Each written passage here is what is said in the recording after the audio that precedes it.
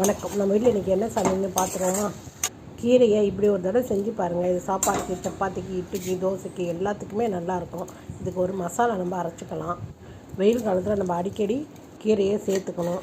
மிக்சியில் சின்ன வெங்காயம், பெரிய வெங்காயம், பூண்டு, தக்காளி இதை நான் ரஃப்பாக தான் கட் பண்ணி போட்டிருக்கேன். இதை அதோடு ஒரு சின்ன துண்டு புளி போட்டு இப்படி குறைன்னு அரைச்சி வானலில் எண்ணெய் ஊற்றி அதோட கடுகு ஜீரகம் போட்டு நல்லா வெடித்த உடனே நிறைய வெங்காயம் கொஞ்சம் நிறைய போட்டு நல்லா பொன்னிறோட வதக்கி அதோடு நம்ம அதுக்கு தேவையான உப்பையும் போட்டு மஞ்சத்தூள், வெறும் மிளகாத்தூள், மல்லித்தூள் இதையும் போட்டு நல்லா வதக்கி இதில் நம்ம குறைன்னு அரைச்சி வச்சுட்டு அந்த தக்காளி பேஸ்ட்டையும் போட்டு எண்ணெய் பிரிஞ்சு வர அளவுக்கு நல்லா வதக்கணும்.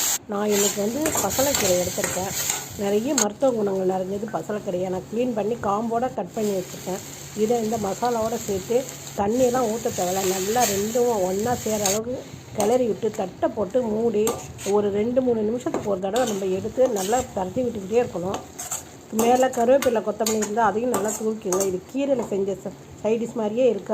சூடான சாதத்தில் கொஞ்சம் நெய்யில் நல்லெண்ணெய் ஊற்றி இந்த கீரையை வச்சு நல்லா பிசைஞ்சு சாப்பிட்டு பாருங்கள். இந்த லஞ்ச் பாக்ஸுக்கும் பசங்களுக்கு கீரைன்னு சொல்லாமே கட்டி கொடுக்கலாம். ஒரு சிறு துண்டு புளி போடுறதுனால